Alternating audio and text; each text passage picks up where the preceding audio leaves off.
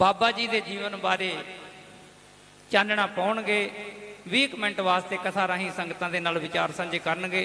वाहिगुरू जी का खालसा, वाहिगुरू जी की फतेह। वाहिगुरू साहिब जी बाणी गुरु गुरु है बाणी विच बाणी अमृत सारे गुर बाणी कह सेवक जन मानै परतख गुरु निस्तारे चवर छत्र तख्त दे मालक जुगो जुग अटल सतगुरु श्री गुरु ग्रंथ साहिब जी महाराज हजूर दी पावन पवित्र बरकतमई गोद अंदर विराजमान समूह गुरमुख प्यारे सतसंगी जनों, साडे वड्डे भाग हन। सतगुरु साहिब जी ने सानू ब्रह्म ज्ञान की महान उत्तम सुकिरत जो है वो बख्शिश की है।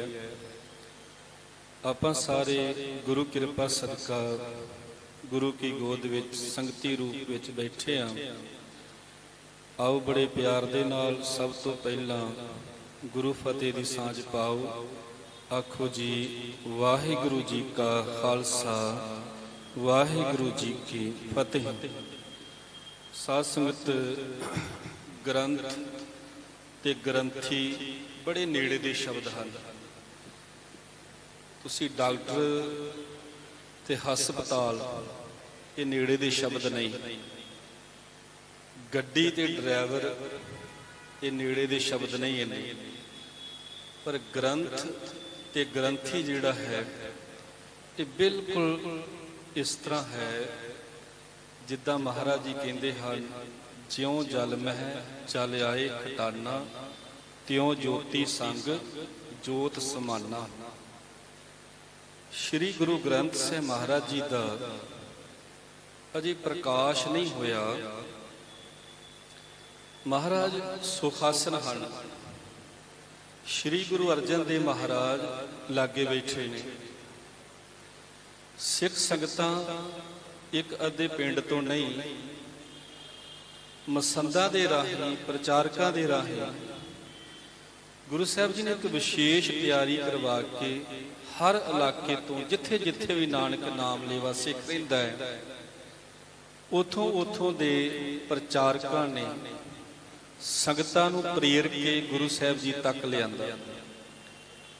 संगत दा सवाल सी, महाराज शरीर गुरु वड्डा है कि शब्द गुरु वड्डा? ध्यान देना सास।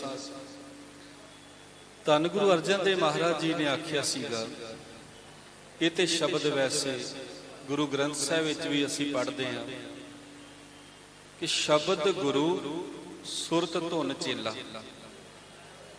शब्द गुर पीरा गहर गंभीरा, जां मन राम नाम अराध्या गुर शब्द गुरु गुर के।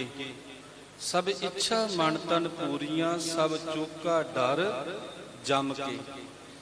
इतिहासक वचन है। गुरु साहब जी कहते ग्रंथ जहाज सो भौजल को तर जात सुखेन जिन्नी चित लाए। श्री गुरु ग्रंथ साहिब महाराज संसार रूपी भौजल दे विचों तरन दे वास्ते एक जहाज है।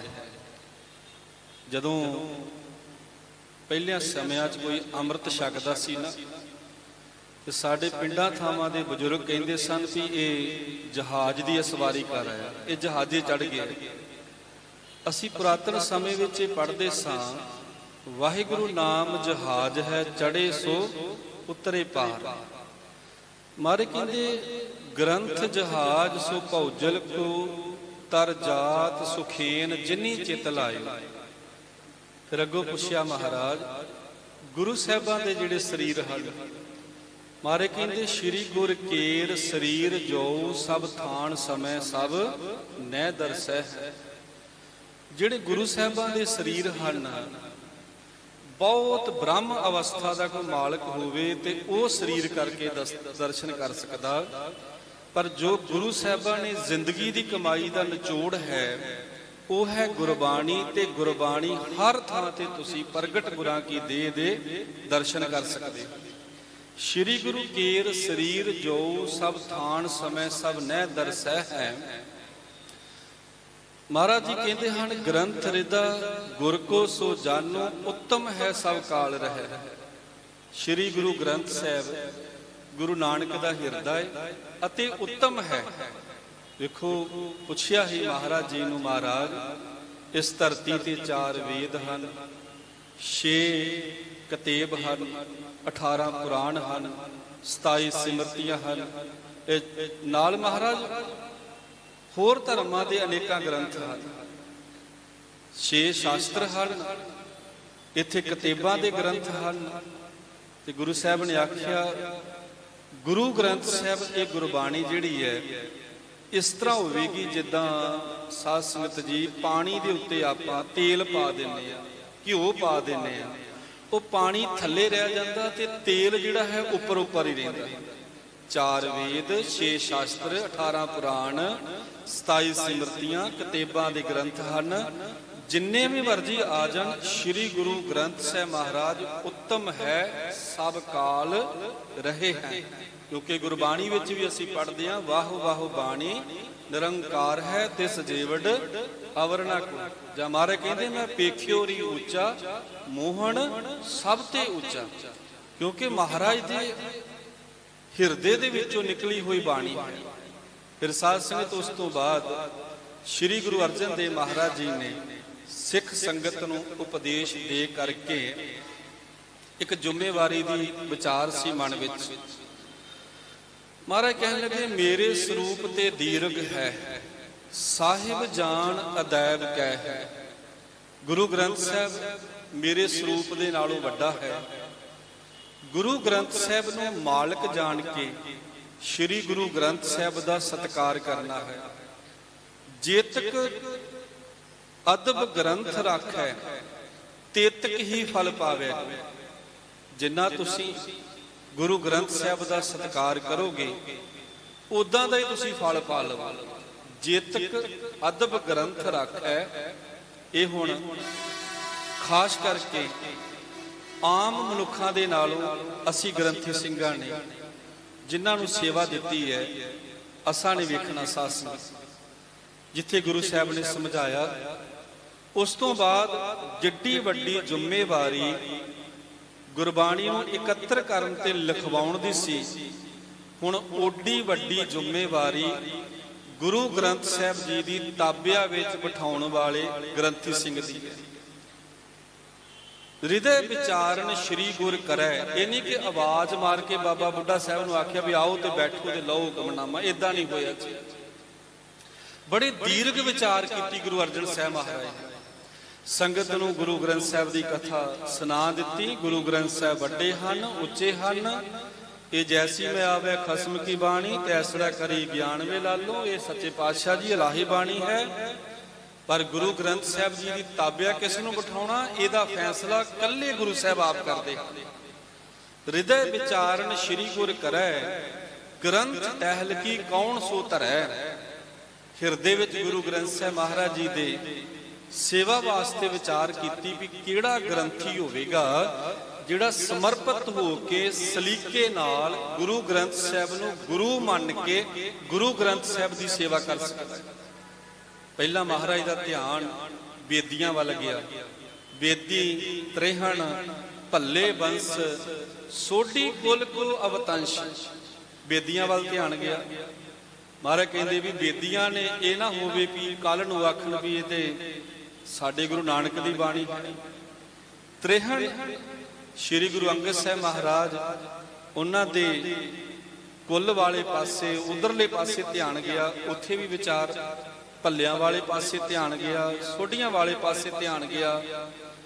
ਵੇਖੋ ਅੱਜ ਵੀ ਅਸੀਂ ਵੇਖ ਸਕਦੇ ਹਾਂ, ਜੇ ਡੇਰਾ ਬਾਬਾ ਨਾਨਕ ਤੁਸੀਂ ਜਾਂਦੇ ਹੋ, ਚੋਲਾ ਸਾਹਿਬ ਉਹ ਬੇਦੀਆਂ ਦੇ ਕੋਲ ਹੈ। ਉਹ ਬੇਦੀ ਕਦੇ ਵੀ ਨਹੀਂ ਤ੍ਰਿਹਣਾ ਨੂੰ ਚੋਲਾ ਦੇਣਗੇ, ਉਹ ਕਦੇ ਭੱਲਿਆਂ ਨੂੰ ਚੋਲਾ ਨਹੀਂ ਦੇਣਗੇ।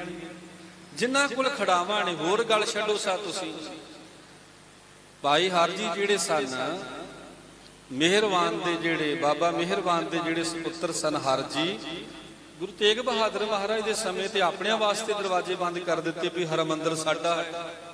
ਇਹ ਗੁਰੂ ਸਾਹਿਬ ਨੂੰ ਆਖਣਾ ਪਿਆ। ਇਤਿਹਾਸਿਕ ਬਚਨ ਹਨ, ਨਹਿ ਮਸੰਦ ਤੁਮ ਅੰਮ੍ਰਿਤ ਸਰੀਏ, ਤ੍ਰਿਸ਼ਨਾ ਅਗਨ ਕੇ ਅੰਤਰ ਸਰੀਏ। ਮਸੰਦ ਕਹਿੰਦੇ ਪ੍ਰਚਾਰਕ ਨੂੰ, ਕਹਿੰਦੇ ਤੁਸੀਂ ਯੋਗ ਪ੍ਰਬੰਧਕ ਨਹੀਂ ਜੇ ਹੈਗੇ, ਤੁਹਾਡੇ ਅੰਦਰ ਤੇ ਤ੍ਰਿਸ਼ਨਾ ਦੀ ਅੱਗ ਹੈ।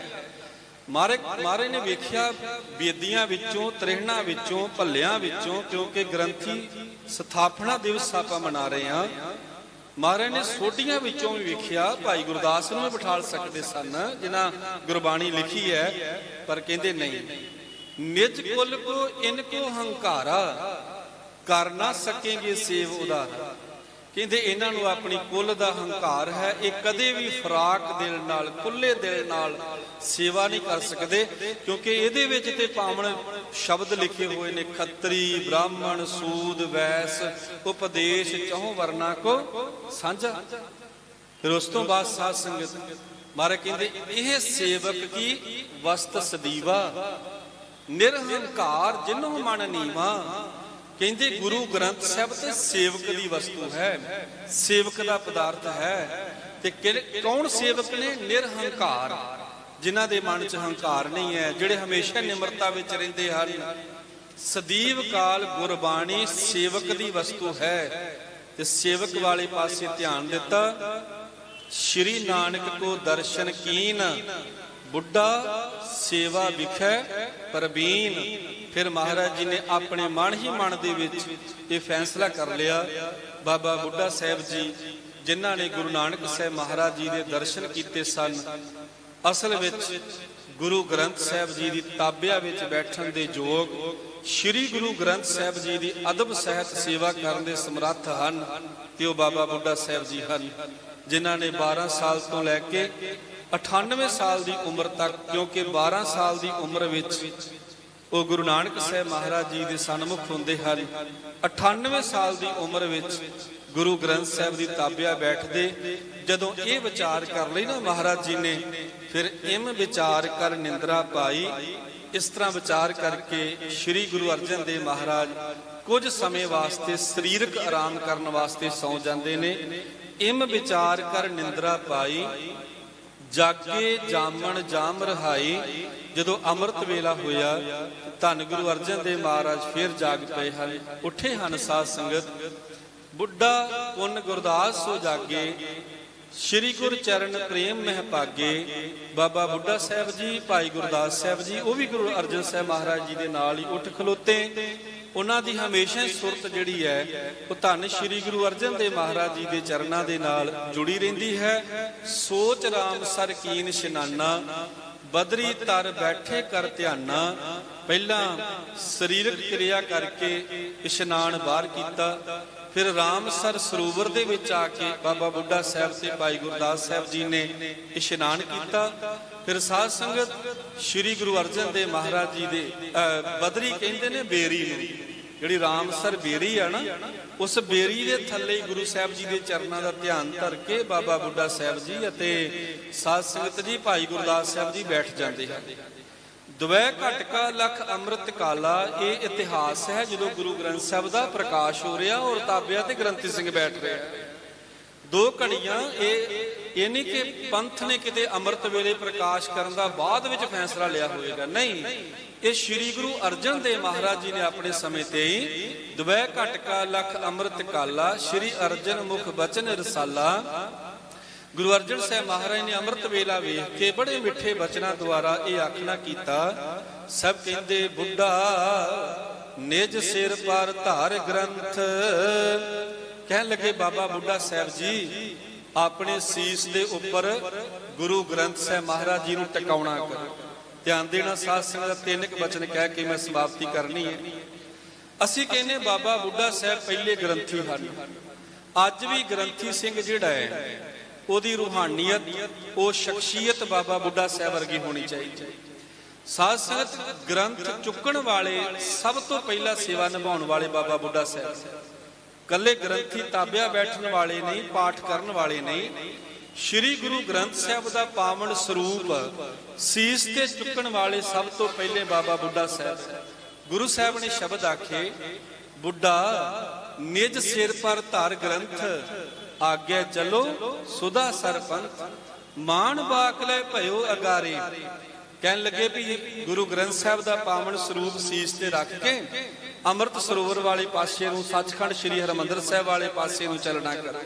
ਬਾਬਾ ਬੁੱਢਾ ਸਾਹਿਬ ਨੇ ਬਚਨ ਮੰਨ ਲਏ। ਸਾਧ ਸੰਗਤ, ਬਚਨ ਮੰਨ ਕੇ ਜਦੋਂ ਤੁਰਨ ਲੱਗੇ ਹਨ ਤੇ ਸਭ ਤੋਂ ਪਹਿਲਾਂ ਗੁਰੂ ਗ੍ਰੰਥ ਸਾਹਿਬ ਦੇ ਚੌਰ ਬਰਦਾਰ ਕੌਣ ਆ?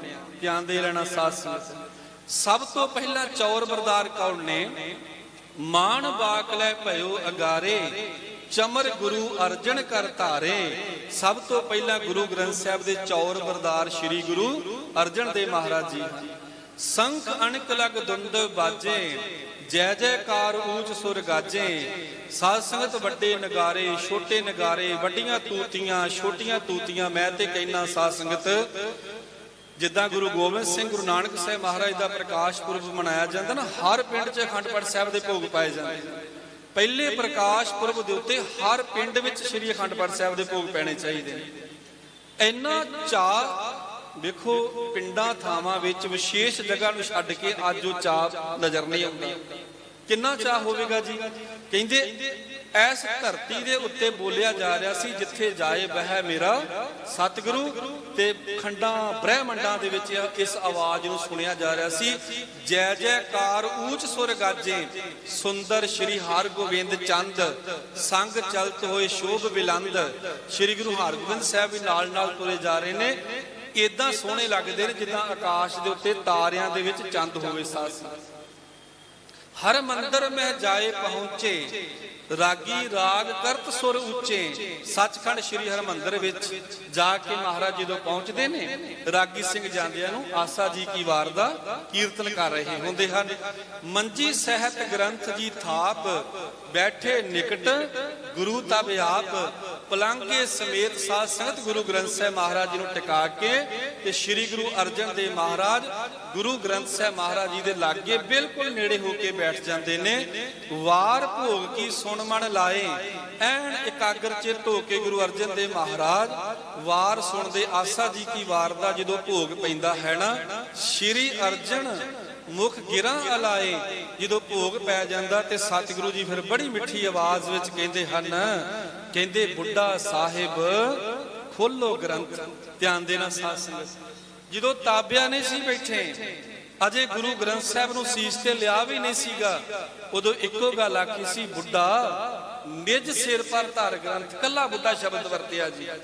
ਪਹਿਲਾ ਬਚਨ ਬੂੜੇ ਤੋਂ ਬੁੱਢਾ, ਗੁਰੂ ਗ੍ਰੰਥ ਸਾਹਿਬ ਦਾ ਸਰੂਪ ਲਿਆ ਤੇ ਆਖਿਆ ਬੁੱਢਾ। ਤੇ ਜਦੋਂ ਮਹਾਰਾਜ ਜੀ ਤਾਬਿਆ ਬੈਠੇ ਹਨ, ਉਦੋਂ ਆਖਿਆ ਬੁੱਢਾ ਸਾਹਿਬ ਖੋਲੋ ਗ੍ਰੰਥ, ਲਿਹੋ ਆਵਾਜ਼, ਸੁਣੇ ਸਭ ਪੰਥ। ਬਾਬਾ ਬੁੱਢਾ ਸਾਹਿਬ ਗ੍ਰੰਥ ਨੂੰ ਖੋਲਣਾ ਕਰੋ, ਆਵਾਜ਼ਾਂ ਲਓ ਇਹਦੇ ਵਿੱਚੋਂ। ਤੇ ਬਾਬਾ ਬੁੱਢਾ ਸਾਹਿਬ ਜੀ ਨੇ ਅਦਬ ਸੰਗ ਗ੍ਰੰਥ ਤਬ ਖੋਲਾ। ਬੜੇ ਅਦਬ, ਬੜੇ ਪਿਆਰ ਨਾਲ ਗੁਰੂ ਗ੍ਰੰਥ ਸਾਹਿਬ ਦਾ ਪ੍ਰਕਾਸ਼ ਕੀਤਾ ਤੇ ਲੈ ਆਵਾਜ਼ ਬੁੱਢਾ ਮੁਖ ਬੋਲਾ। ਤੇ ਉਹ ਆਵਾਜ਼ਾ ਸੀਗਾ ਕਿ ਸੂਹੀ ਮਹੱਲਾ ਪੰਜਵਾਂ, ਸੰਤਾਂ ਕੀ ਕਾਰਜ ਆਪ ਖਲੋਇਆ, ਹਰ ਕੰਮ ਕਰਾਵਣ ਆਇਆ ਰਾਮ। ਤਿੰਨ ਗੱਲਾਂ ਆਪਾਂ ਚੇਤੇ ਰੱਖ ਲਈਏ। ਜੇ ਮੈਂ ਚੌਰ ਕਰਾਂ ਤੇ ਮੇਰੇ ਅੰਦਰ ਦੀ ਸੇਵਾ ਭਾਵਨਾ ਗੁਰੂ ਅਰਜਨ ਸਾਹਿਬ ਮਹਾਰਾਜ ਵਾਲੀ ਹੋਵੇ, ਕਿਉਂਕਿ ਪਹਿਲੇ ਚੌਰ ਇਹ ਸੌਖਾ ਹੈ ਨਾ। ਗ੍ਰੰਥੀ ਚਾਹੀਦਾ ਬਾਬਾ ਬੁੱਢਾ ਸਾਹਿਬ ਵਰਗਾ, ਕਹਿਣਾ ਸੌਖਾ ਹੈ। ਚੌਰ ਬਰਦਾਰ, ਗ੍ਰੰਥ ਚੁੱਕਣਾ। ਗ੍ਰੰਥੀ ਸਿੰਘ ਹਰੇਕ ਪਰਿਵਾਰ ਨੂੰ ਆਖਣ, ਗ੍ਰੰਥ ਚੁੱਕਣ ਵਾਲਾ ਵੀ ਬਾਬਾ ਬੁੱਢਾ ਸਾਹਿਬ ਵਰਗਾ ਚਾਹੀਦਾ ਹੈ। ਸਿਰ ਤੇ ਰੁਮਾਲ ਨਾ ਬੱਧਾ ਹੋਵੇ, ਦਾੜੀ ਮੁੰਨੀ ਨਾ ਹੋਵੇ ਉਸਨੇ, ਇਦਾਂ ਦਾ ਨਹੀਂ ਗ੍ਰੰਥ ਚੁੱਕਣ ਵਾਲਾ ਚਾਹੀਦਾ। ਇਸ ਕਰਕੇ ਸਾਧ ਸੰਗਤ, ਜੇ ਕੋਈ ਆਖੇ ਵੀ ਮੈਂ ਨਹੀਂ ਚੁੱਕਦਾ ਤੇ ਫਿਰ ਉਹਨੂੰ ਪੁੱਛ ਲਓ ਵੀ ਤੇਰਾ ਗੁਰੂ ਤੋਂ ਬਿਨਾਂ ਸਰ ਸਕਦਾ ਹੈ? ਗੁਰੂ ਤੋਂ ਬਿਨਾਂ ਕਦੇ ਵੀ ਨਹੀਂ ਸਰ ਸਕਦਾ।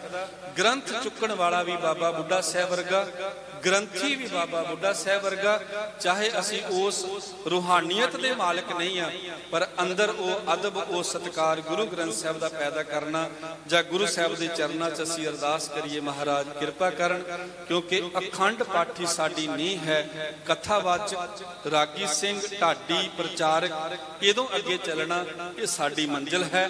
ਚੰਗਾ ਅਖੰਡ ਪਾਠੀ ਚੰਗਾ ਕੀਰਤਨੀਆ ਹੋਵੇਗਾ, ਚੰਗੀਆਂ ਢਾਡੀ ਵਾਰਾਂ ਗਾਉਣ ਵਾਲਾ ਹੋਵੇਗਾ, ਚੰਗਾ ਕਥਾਵਾਚਕ ਹੋਵੇਗਾ। ਜੇ ਅਖੰਡ ਪਾਠ ਦੀ ਆਪਾਂ ਸਾਡੀ ਸ਼ੁਰੂ ਤੋਂ ਮਿਹਨਤ ਜਿਹੜੀ ਉਹ ਚੰਗੀ ਹੋ ਜਾਵੇ, ਸੋ ਭੁੱਲ ਚੁੱਕ ਦੀ ਖਿਮਾ ਕਰਨੀ ਜੀ। ਆਪ ਸਮੂਹ ਸੰਗਤ ਦਾ ਧੰਨਵਾਦ। ਬਹੁਤ ਹੀ ਸਤਿਕਾਰਯੋਗ ਬਾਬਾ ਕਰਤਾਰ ਸਿੰਘ ਜੀ ਸਾਡੇ ਬਹੁਤ ਹੀ ਸਤਿਕਾਰਯੋਗ ਹਨ। ਗੁਰਦੁਆਰਾ ਸੰਤਸਰ ਸਾਹਿਬ ਮੇਰੇ ਵਾਸਤੇ, ਸਾਡੇ ਸਾਰਿਆਂ ਵਾਸਤੇ ਬਾਬਾ ਜੀ ਹੈੱਡ ਗ੍ਰੰਥੀ ਹਨ। ਭਾਈ ਤਿਲਕ ਸਿੰਘ ਜੀ ਸਤਿਕਾਰਯੋਗ ਸ਼ਖਸੀਅਤ ਹਨ, ਅਤੇ ਸਮੂਹ ਪ੍ਰਬੰਧਕ ਜਨ, ਮੈਂ ਸਾਰਿਆਂ ਦਾ ਰਿਣੀ ਹਾਂ, ਸ਼ੁਕਰਗੁਜ਼ਾਰ ਹਾਂ। ਸ੍ਰੀ ਗੁਰੂ ਗ੍ਰੰਥ ਸਾਹਿਬ ਮਹਾਰਾਜ ਜੀ ਦਾ। ਸਰਬੱਤ ਸੰਗਤ ਆਖੋ ਜੀ ਵਾਹਿਗੁਰੂ ਜੀ ਕਾ ਖਾਲਸਾ, ਵਾਹਿਗੁਰੂ ਜੀ ਕੀ ਫਤਿਹ। ਵਾਹਿਗੁਰੂ ਜੀ ਕਾ ਖਾਲਸਾ, ਵਾਹਿਗੁਰੂ ਜੀ ਕੀ ਫਤਿਹ। ਇਹ ਸਨ ਭਾਈ ਸ਼ਰਨਜੀਤ ਸਿੰਘ ਜੀ ਹੈੱਡ ਗ੍ਰੰਥੀ ਗੁਰਦੁਆਰਾ ਏਅਰਪੋਰਟ ਸਾਹਿਬ ਵਿਖੇ, ਜਿੱਥੇ ਕਿ ਬਹੁਤ ਬਖਸ਼ਿਸ਼ ਹੈ। ਧੰਨ ਧੰਨ ਬਾਬਾ ਜਵੰਤ ਸਿੰਘ ਜੀ ਦਾ ਤਪ ਸਥਾਨ ਹੈ। ਸੋ ਇੱਕ ਬੇਨਤੀ ਕਰਨੀ ਹੈ ਦਾਸ ਜੀ ਨੇ ਭਾਈ ਸਰਨਜੀਤ ਸਿੰਘ ਹੁਣਾਂ ਨੂੰ, ਕਿਉਂਕਿ ਤੁਸੀਂ ਗੁਰਮਤਿ ਗ੍ਰੰਥੀ ਸਭਾ ਨਾਲ ਜੁੜੇ ਹੋਏ ਹੋ, ਤੇ ਤੁਹਾਡੇ ਕੋਲ 100 ਨਹੀਂ ਹਜ਼ਾਰਾਂ ਦੇ ਹਿਸਾਬ ਨਾਲ ਗ੍ਰੰਥੀ ਸਿੰਘ ਉੱਥੇ ਖੰਡ ਪਾਠ ਕਰਨ ਵਾਸਤੇ ਆਉਂਦੇ ਨੇ। ਦਾਸ ਦੀ ਨਿੱਜੀ ਰਹਿ ਹੈ ਜਥੇਬੰਦੀ ਦਾ ਬੁਲਾਰਾ ਹੋਣ ਦੇ ਨਾਤੇ ਕਿ ਤੁਹਾਡੇ ਕੋਲ ਜਿੰਨੇ ਵੀ ਸਿੰਘ ਆਉਂਦੇ ਹਨ ਉਹਨਾਂ ਨੂੰ ਪ੍ਰੇਰ ਕੇ ਜਥੇਬੰਦੀ ਦੇ ਮੈਂਬਰ ਵੀ ਬਣਾਇਆ ਜਾਵੇ, ਤਾਂ ਜੋ ਆਪਾਂ ਪੂਰੇ ਭਾਰਤ ਦੇ ਵਿੱਚ ਗ੍ਰੰਥੀ ਸਭਾ ਦਾ ਪ੍ਰਚਾਰ ਕਰ ਸਕੀਏ। ਦਾਸ ਦੀ ਬੇਨਤੀ ਹੈ ਕਿ ਜਿੰਨੇ ਵੀ ਤੁਹਾਡੇ ਕੋਲ ਗ੍ਰੰਥੀ ਸਿੰਘ ਆਉਂਦੇ ਹਨ ਉਹਨਾਂ ਨੂੰ ਨਿੱਜੀ ਤੌਰ ਤੇ ਇੰਟਰਸਟ ਲੈ ਕੇ ਆਪਣਾ ਤੇ